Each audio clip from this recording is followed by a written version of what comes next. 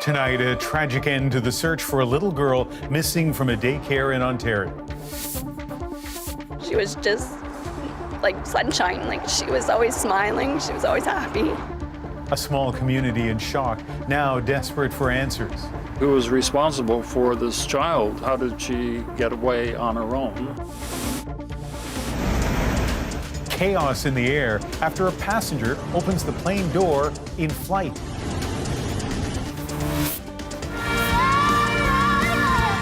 And fans rally around Céline Dion after she cancels her tour over her health. I thought of how devastated it must be for her.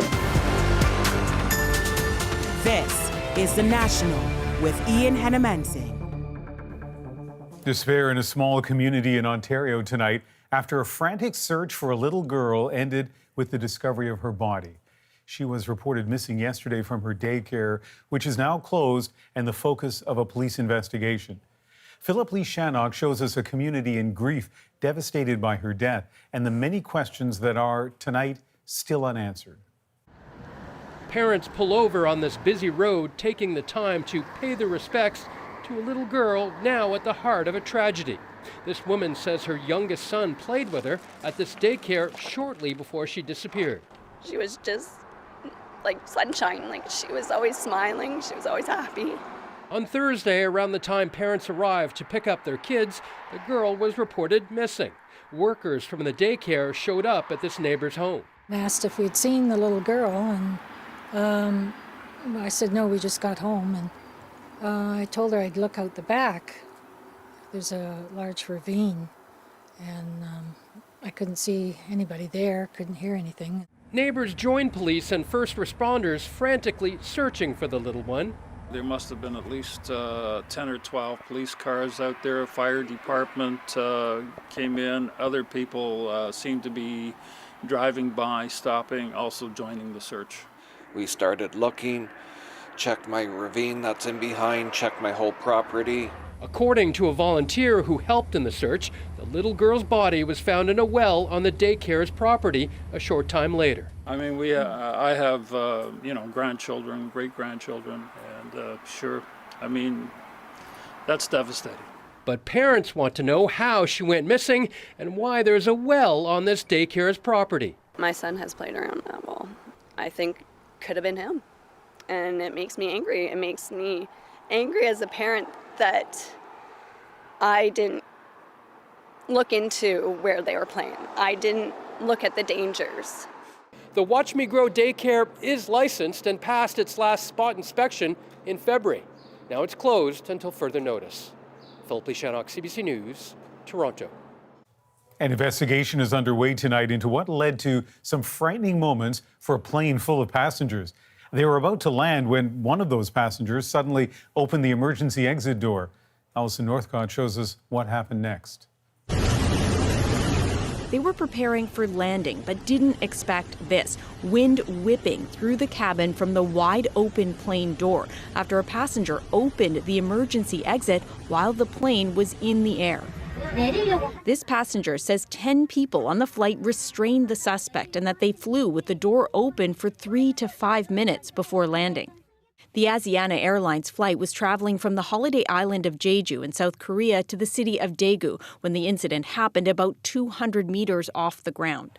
The plane landed safely and no one was seriously injured, but the airline says some passengers were taken to hospital with breathing issues due to shock.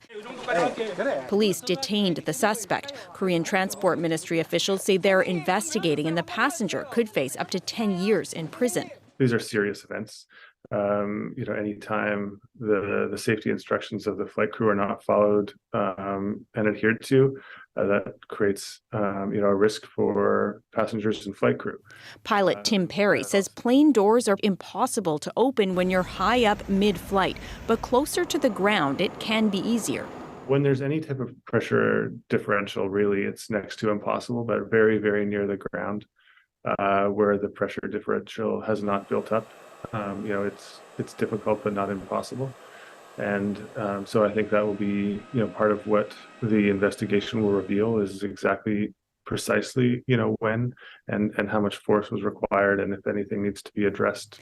Perry says an open door is rare, but causes the cabin to depressurize, which can lead to breathing difficulties. But he says pilots are trained to handle that. And for passengers, oxygen masks should drop down to help until the plane is back on the ground. The Korean Transport Ministry says it's also investigating to see whether there were any abnormalities in the plane's maintenance.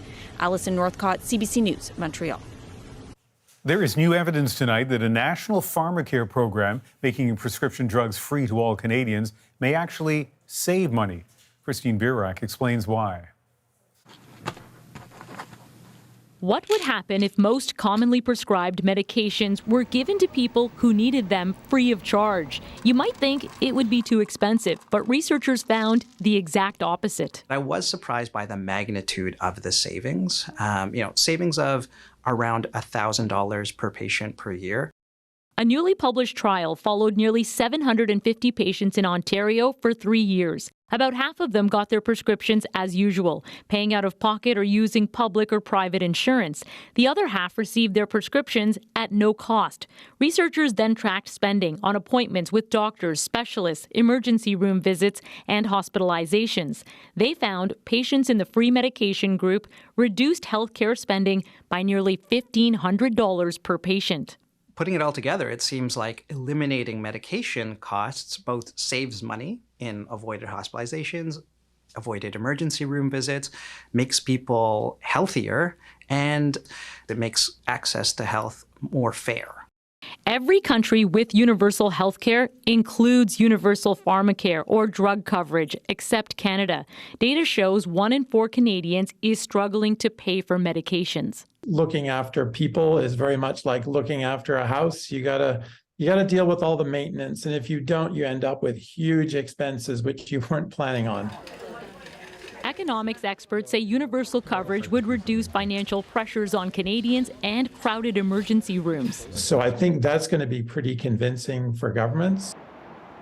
The federal government first promised universal pharmacare in 2015. Canada's health minister says they're still working on it. We look forward to make more progress with more provinces and territories in the years to come. I am terrified. Marielle Ritchie needs help now. She's aging out of public coverage in Ontario. This is her last no-cost prescription. What's happened before is that I have split up how much I'm actually supposed to take daily, which is highly discouraged. Christine, the federal government has been talking about universal drug coverage for 8 years now. What are the obstacles? Yeah, Canadians are paying some of the highest drug prices in the world. There is a drug price review board that's been working on reducing prices. Members of that board have argued the health minister is getting in the way. When I spoke with the minister, he disagrees, adding there's a pilot project happening in PEI right now that may be expanded. But doctors also say the pharmaceutical industry and private insurance companies are lobbying governments against making changes. At the same time, we spoke with so many patients today who said this shouldn't be about dollars and cents. It should be about the health of Canadians. And right now, there are so many people who simply can't afford their medications and they're struggling. Thanks, Christine. You're welcome. Just 3 days before Alberta's election day, a poll commissioned by CBC News suggests the United Conservative Party may be poised for a big win. But as Julia Wong explains, with some allegiances shifting, the battle for the traditional Conservative vote continues. There are big endorsements from big names in Canadian conservatism. There's only one option to protect the economic livelihoods of you and your family. That's Danielle Smith and the United Conservative Party. Vote for Alberta. Vote Conservative. That support could go a long way. A new poll commissioned by CBC suggests the United Conservative Party could win a second mandate. It puts UCP support province-wide at 52%. The NDP is at 44%. But in battleground Calgary, that gap narrows.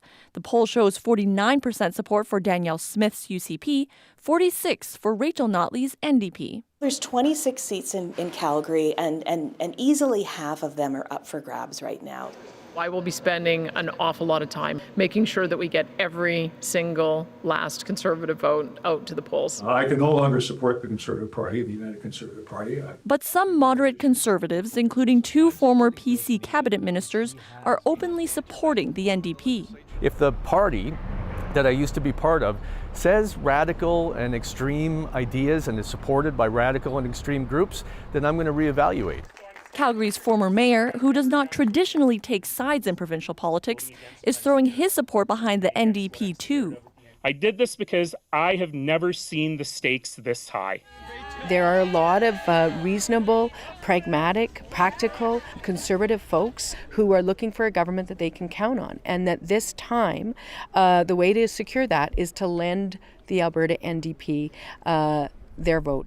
Smith says she's not concerned by those who oppose her, but there are questions over what the UCP will look like after Election Day. I think there's really still a struggle for the soul of the UCP. More than 500,000 Albertans have cast their ballots in advance voting. That ends Saturday. Monday is Election Day. Julia Wong, CBC News, Edmonton.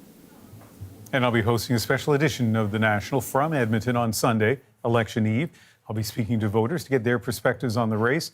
And David Common has an in-depth look at Battleground Calgary. To the UK now, where police are being pressed to finish an investigation into a 2021 suicide with alleged ties to an Ontario man. As Thomas Dagler shows us, there are also calls for an inquiry into how the case is being handled. The family of Tom Parfit wants no one else to have to endure what they've been through.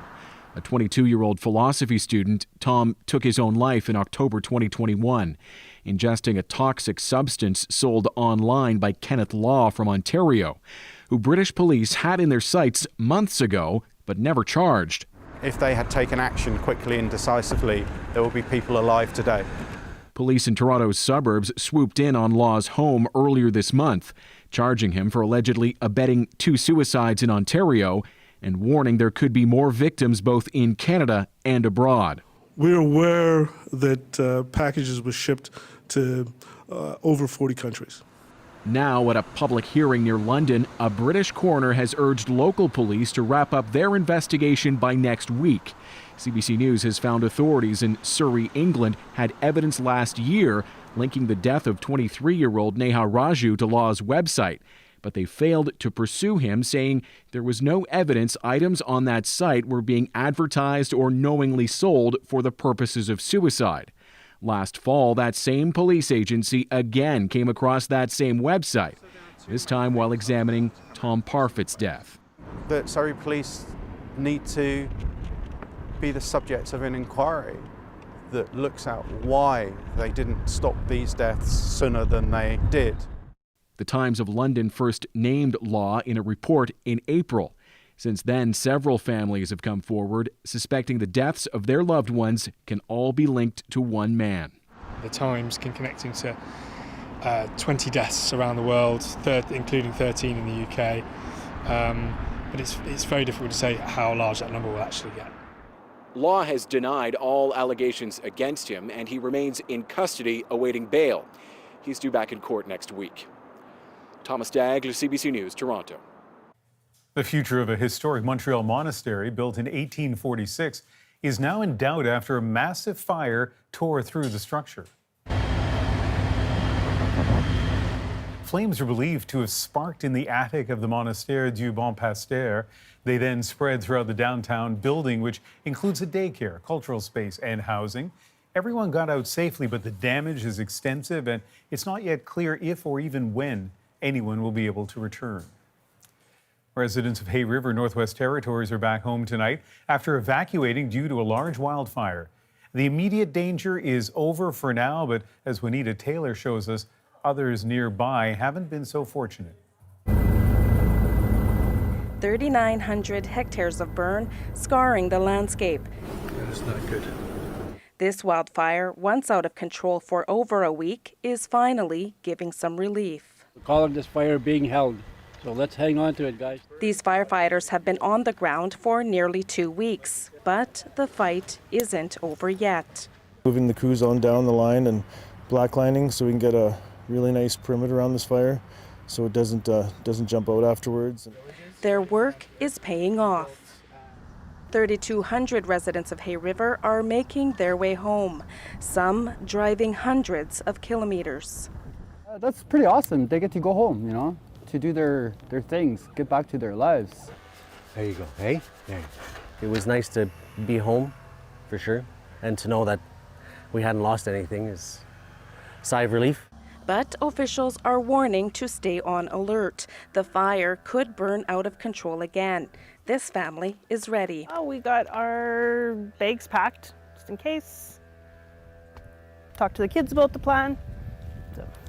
The fire has already left a trail of destruction in nearby N.W.T First Nation, destroying 18 homes and buildings.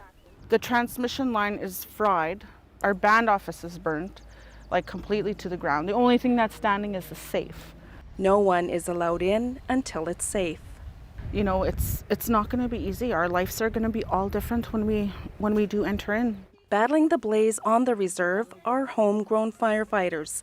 These two are on a day off, but staying close by. It's kind of heart, touches the heart, so close to home, so. Unable to go home yet, this couple is staying in Fort Providence, 180 kilometers away. Whatever news I get, I'll get it. I'll just go day by day. I got no control. Chief Martel says it will be weeks before her people can return home to see the damage. Until they can rebuild, they will be living at a camp right behind those trees, a bit closer to home. Juanita Taylor, CBC News, outside the N.W.T First Nation Reserve in the Northwest Territories. Céline Dion is officially canceling her world tour, saying she's just not ready to be back on stage yet. Dion suffers from a condition called stiff person syndrome. As Deanna Sumanak-Johnson shows us, her announcement has prompted an outpouring of support and concern. I would be lying if I said I'm fine. From Céline Dion today, an announcement she says breaks her heart. As she's treated for a rare neurological disorder, she is canceling the rest of her Courage World Tour. I've been dealing with problems with my health for a long time. And it's been really difficult for me to face these challenges. In December, Dion announced she was diagnosed with stiff person syndrome. This neurologist specializes in disorders like it. He has not treated Dion, but works with many artists. It is an autoimmune disease for most part. Autoimmune means that the body, the immune system that we all have attacks the body. The disease, he says, strips the body of its ability to relax muscles, which is essential for singing. And while treatments exist, keeping stress levels low is important too. Stress doesn't help, and it's very stressful for an artist to know that there is a tour coming up. Today, Céline said, I'm working really hard to build back my strength, but touring can be very difficult even when you're 100%. My heart will go on. Celine's superfans are behind her. Gabriella Greco was planning on buying tickets to see her in Europe. Still, Greco, who lives with cerebral palsy, says she doesn't feel disappointed. I thought of how devastated it must be for her because, especially with something like a neurological disorder, we fight our whole lives, in my case, my whole life, right? To go against that grain and show what I can do and nothing's going to stop me. And from Dion's home province, well wishes for Quebec's songbird. I think she's gonna make. I think she keep it singer like before. I'm concerned, I like her, so I want to see her. And Céline had a message for those fans too. I'm not giving up, and I can't wait to see you again. Deanna Sumanak-Johnson, CBC News, Toronto. Nearly 5 years after it was legalized, there are calls tonight to loosen rules around cannabis sales in this country. We've ceded half to 2/3 of this market to the illicit market as a result of these potency limits. The changes that could be coming to pot packaging and what's inside. Next. What would a Ron DeSantis presidency look like? He's pursuing a different strategy, a cultural war strategy. Katie Simpson looks for answers in Florida. And a little later. Your children were apprehended. They are under the care and protection of the government now. A new TV series explores a painful chapter of Canada's history. We're back in 2.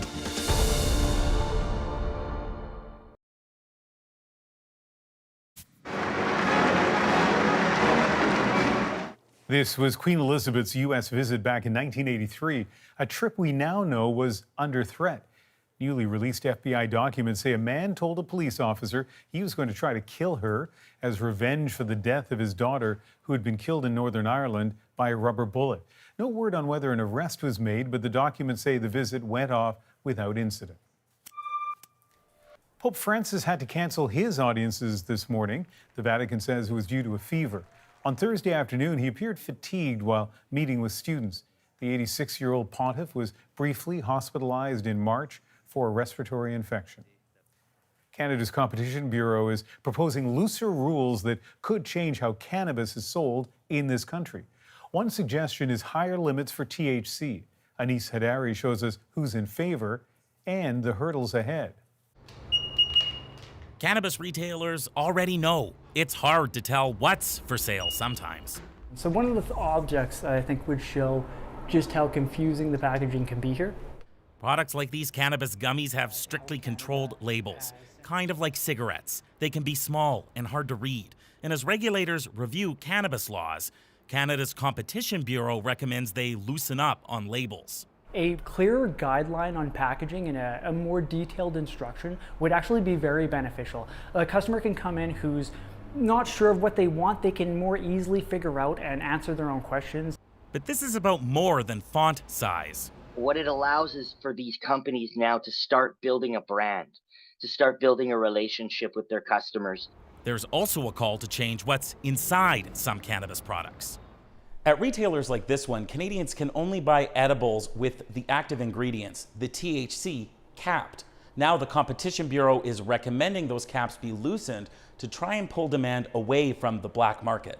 Look, the reality is we're limited to 10 milligrams of THC per package when it comes to edibles, whereas producers in the illicit market can put any amount. And cannabis producers say the demand is there.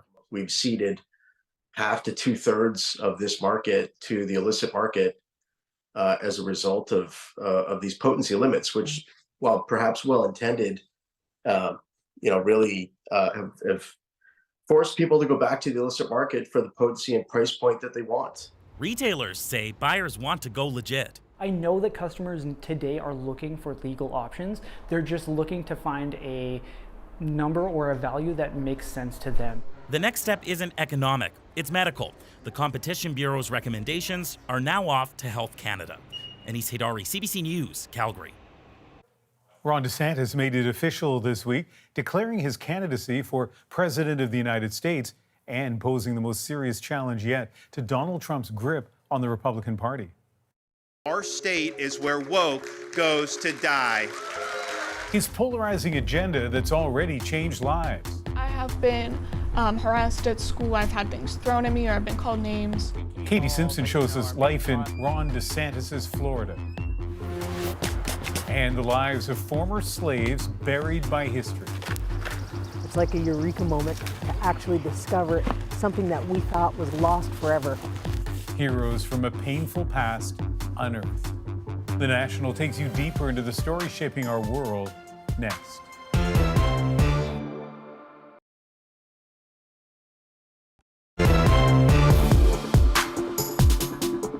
Governor DeSantis, are you there? Can you hear us? I think you're. I'm here. It's not the campaign launch he wanted, but Ron DeSantis is off and running in his attempt to take down Donald Trump and claim the top spot in the Republican Party. DeSantis is a powerhouse in his home state of Florida, winning the governor's race by the largest margin in 40 years. So what's behind that firm grip on power? Katie Simpson went down to his hometown to find out.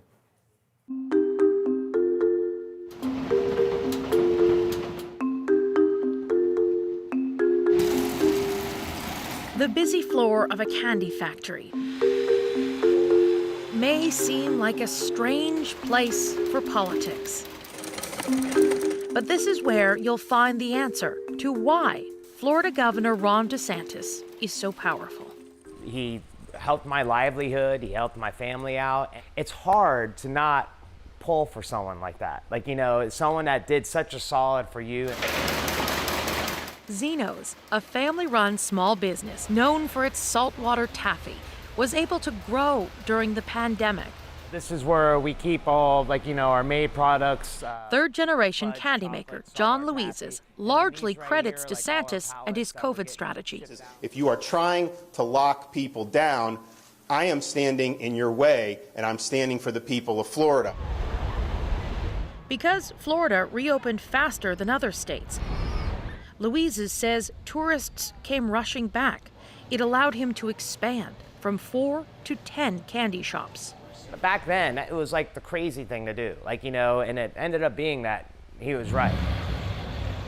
Across Florida, you'll find similar support, especially in the community where DeSantis is from.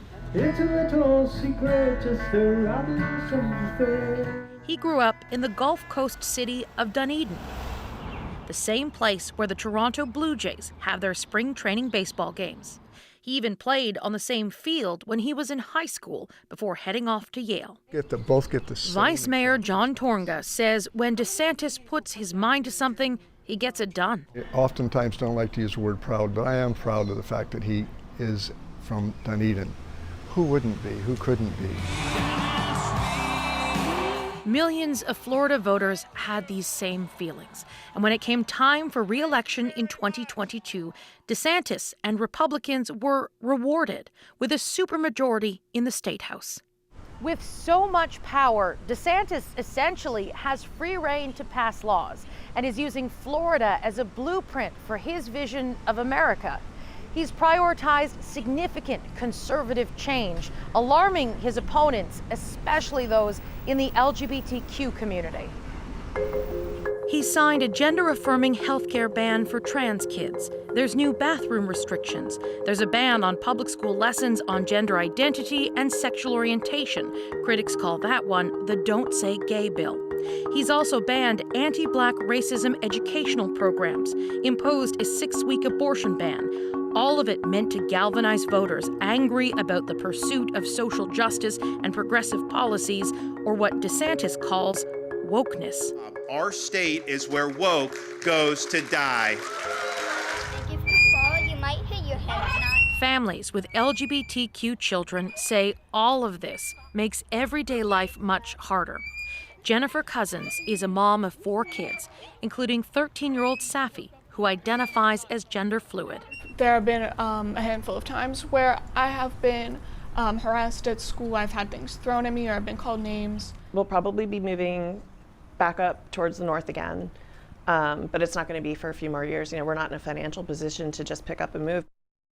So for now, Cousins is helping organize some of the protests against the DeSantis agenda, We won't go away. Disney say gay.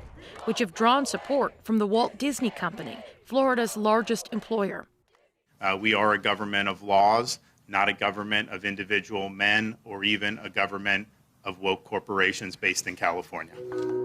When Disney spoke out, DeSantis revoked the company's special privileges, triggering lawsuits and fights, ending with Disney pulling out of a multi-billion-dollar jobs investment. Florida needs Disney maybe more than Disney needs Florida. The Disney company Richard Fogelsong authored one of the most comprehensive books on Disney's relationship with Florida. He says this fight shows DeSantis is willing to abandon traditional Republican pro-economic positions in favor of a battle. Historically, it has been the pro-business party in favor of low taxes and reducing government regulation. And you know what? That's really what historically the Walt Disney World represents. But he's pursuing a different strategy, a cultural war strategy. We'll see whether that works for him or not. DeSantis is betting that strategy is the best pathway to beat Donald Trump for the Republican nomination. While he's starting from behind, way behind, he is the one with the most credible shot at beating the former president. As Katie said, DeSantis is playing catch-up, but he is coming out swinging. Already he's taken shots at Trump for the lockdowns during the early days of the pandemic, and he's planning an aggressive travel schedule that will kick off with 12 stops next week alone. They escaped to freedom through the Underground Railroad, but their graves have all but disappeared. As you're uncovering this, what are you thinking about? I was just thinking about how we're literally uncovering history here. Nick Purden checks in on the work to unearth the past and the deeply personal connections to it. That's next.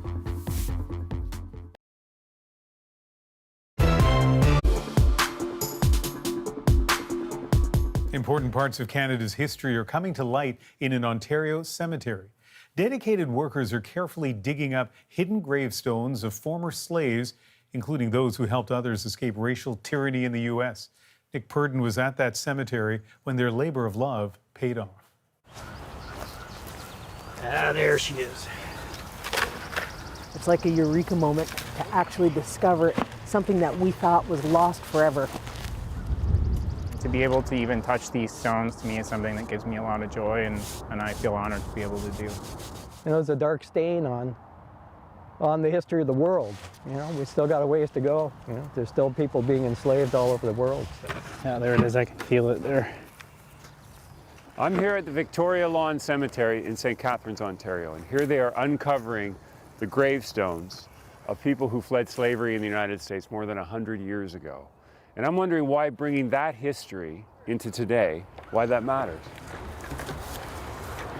All right, I think we're ready to start. It's early morning, and Adam Montgomery and Alan Ernest think they've located a forgotten gravestone. I'm just probing.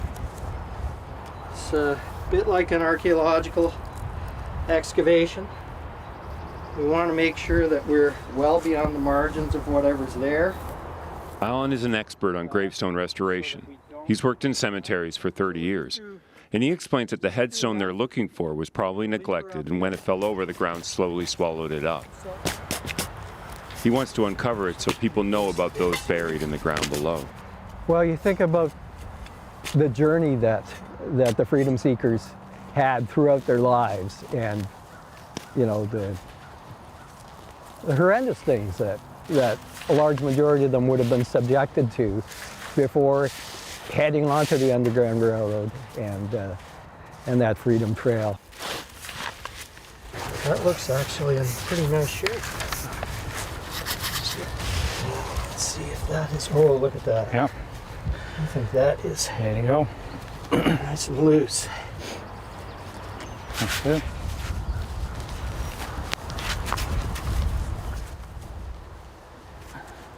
Adam cleans the gravestone and checks for any cracks or damages. He's a historian who studies graveyards. See the word Mary on it pretty clearly here. You know, as you're uncovering this, what are you thinking about?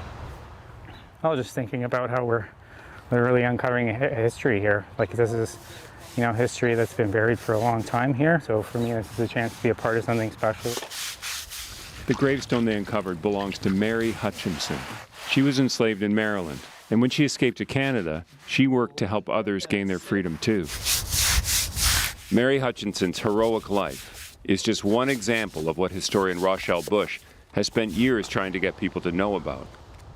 She combed through local church archives and researched graveyard maps to find out where former slaves were buried in her hometown. So as a kid, I did not learn about Black history in public schools, not in museums, not in any public spaces. So outside of our own homes, we couldn't go out and learn anything about us. We weren't celebrated, we weren't recognized. And it matters because we are an important part of the development of this great country, the same way as white people, but we're not recognized for that. Rochelle believes there are about 50 former slaves buried here whose gravestones have been lost.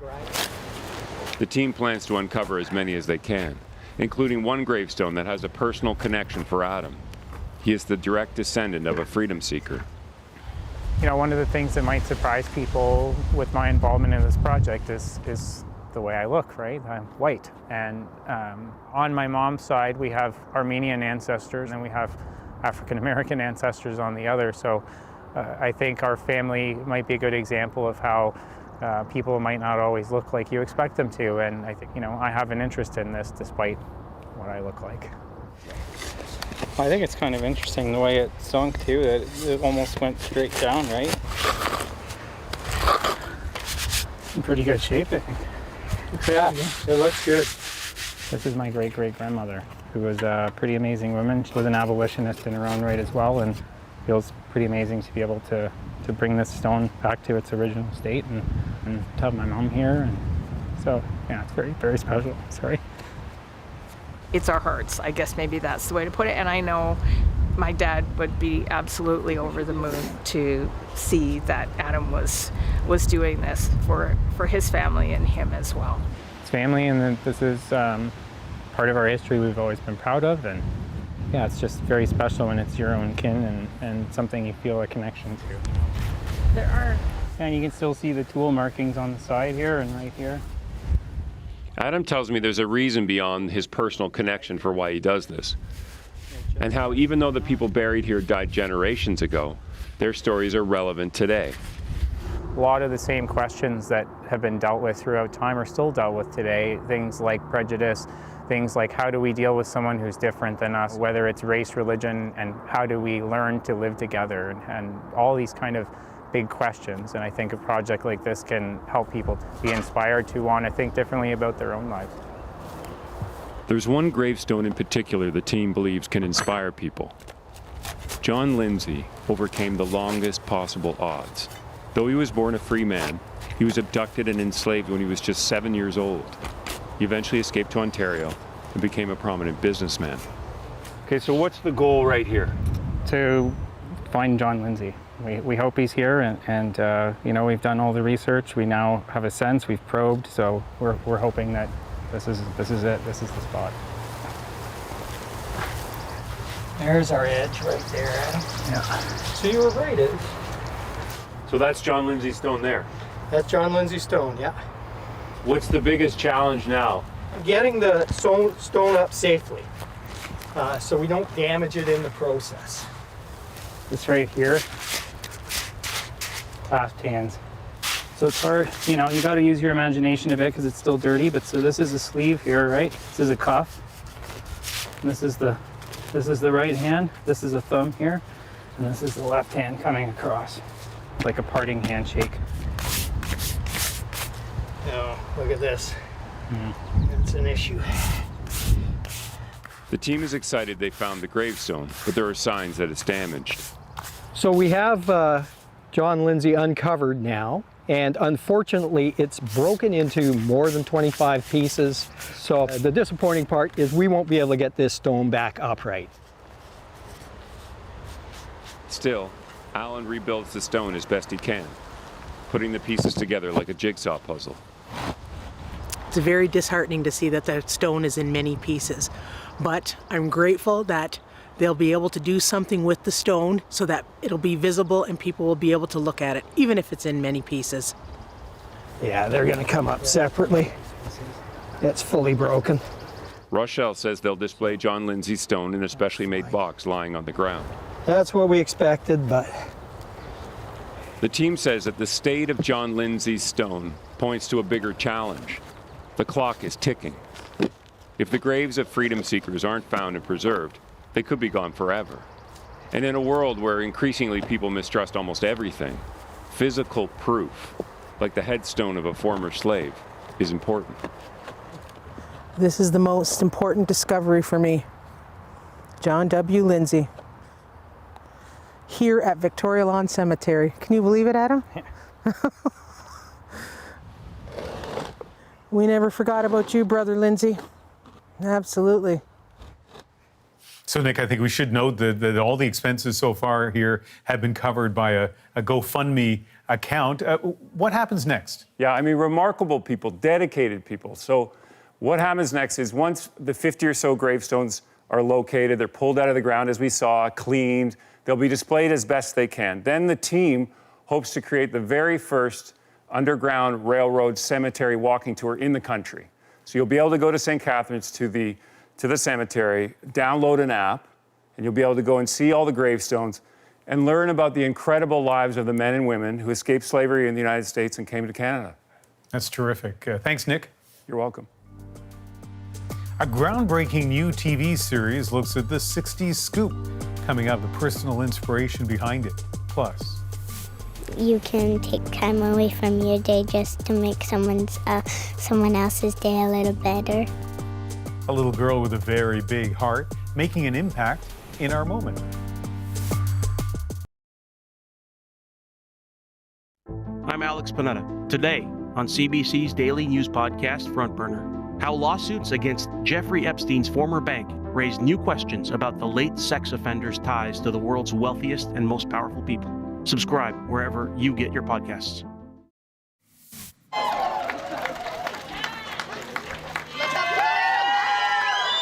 Singer-songwriter Jully Black was on hand to unveil her new plaque on Canada's Walk of Fame in Toronto. Fans were also out to get a glimpse of the new inductees today, including professional wrestler Bret Hart, who stopped to sign autographs. In total, 14 Canadians were inducted.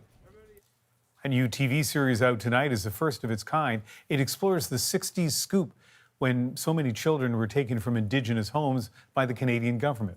And as Eli Glasner shows us, for the show's creator, this story is personal. In Winnipeg. We pulled through, and I love this team. And Toronto. Oh, I just wanted to be a part of this from the very beginning. There's buzz around Little Bird. The new series about a woman raised Jewish searching for the family she was taken from. Your children were apprehended. When producers were looking for a champion, there was only one person. They mentioned, wanting to do this show about an Indigenous woman adopted into a Jewish home, and I was like, yes. Yes.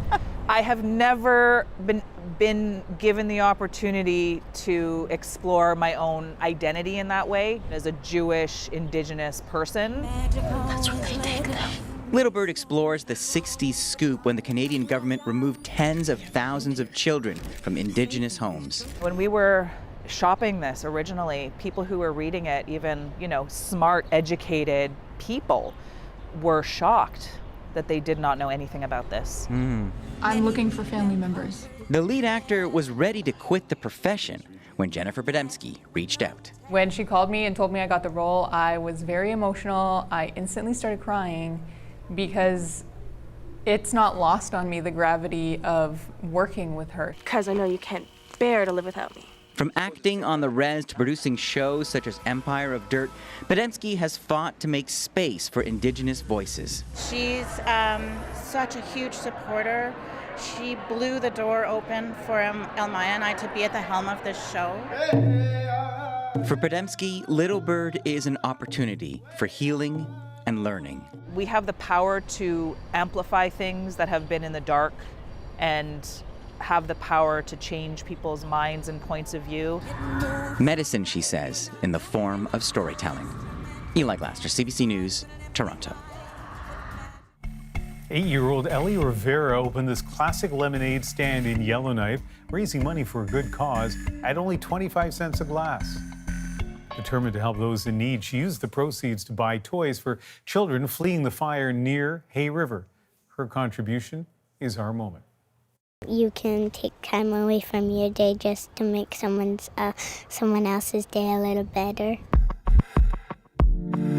So I wanted to do a lemonade stand because there's a big fire and they couldn't bring anything with them. For the people in Hay River? Yeah. So we did lemonade and iced tea, and then you just put a price on it and then people give you money for it, and it's really simple. And how much did you charge for your lemonade? 25 cents. How much money did you raise? $500. So we got them some toys, and then we went to the activity center and dropped off a bunch of toys for the kids. It made them really happy. And I gave one of the little boys a toy egg, and he was like, oh my gosh, an egg.